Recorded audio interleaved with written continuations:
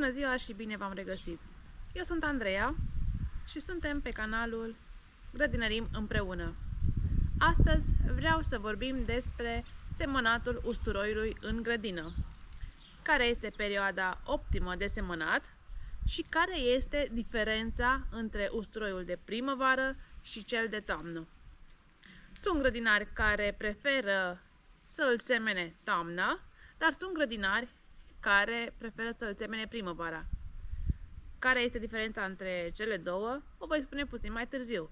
Dar, înainte să vă spun diferențele între cel de toamnă și cel de primăvară, nu uitați să ne acordați un like, un coment. Vă mulțumim că sunteți alături de noi și ne urmăriți, iar pentru cei care sunteți pentru prima dată pe acest canal, nu uitați să vă abonați, este complet gratuit. Iar acum să vă spun despre cele două diferențe între cel de toamnă și cel de primăvară. Toamna, perioada optimă de semănare a usturoiului, este atunci când frunzele pomilor din grădină s-au scuturat, iar primăvara când începe să se încălzească ușor, pentru ca pământul să poată fi lucrat, iar temperatura să fie cuprinsă undeva între 5 și 10 grade Celsius. Indiferent că alegem să îl semănăm toamna sau primăvara, trebuie să pregătim terenul. Terenul trebuie arat și trebuie fertilizat. Putem folosi compost sau alți fertilizanți, cum ar fi cenușa. Noi folosim cenușa, dar, mare atenție, cenușa trebuie să provină din lemn curat, nu din lemn tratat, nu din scânduri vopsite sau lăcuite. Nouă ne place să folosim cenușa pentru că ține și dăunătorii la distanță. Pentru plantare vom folosi doar bulbii perfect sănătoși, fără defecțiuni, fără stricăciuni. Iar la plantarea usturoiului de toamnă, adâncimea trebuie să fie de 5-7 cm.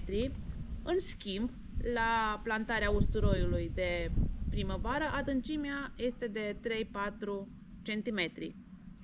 De asemenea, trebuie să ținem cont de principiul rotațiilor culturilor. Dacă anul acesta ați avut semănat usturoi, în anul următor nu veți mai putea semăna usturoi în acea parte. Spun să faceți o pauză de 3 ani între culturi, deoarece dacă veți semăna usturoi pe același loc în anul următor, nu veți mai avea aceeași cantitate de usturoi sau usturoiul se poate îmbolnăvi. Deci nu veți mai avea același randament. O altă diferență între usturoiul de toamnă și cel de primăvară este că cel de primăvară rezistă mult mai bine după ce este recoltat peste iarnă. Rezistă chiar până în vara următoare. În timp, cel semănat toamna abia că rezistă până la sfârșitul iernii. El își pierde din consistență. Deci, ca o concluzie, nu există o perioadă optimă de plantare. Fiecare grădinar alege când să planteze usturoiul. Dacă doriți să aveți usturoi timpuriu verde, îl semănați toamna. Iar dacă doriți să aveți usturoi peste iarnă, îl semănați primăvara. Dar contează foarte mult fertilizările. Dacă în primă fază fertilizăm pământul, trebuie neapărat să fertilizăm usturoiul și după ce este plantat. Mai multe despre fertilizările usturoiului vom face în videoclipurile următoare. Mai avem pe canal filmulețe cu fertilizarea usturoiului. Vom mai face. Dacă v-au fost utile aceste informații, nu uitați să distribuiți și prietenilor dumneavoastră.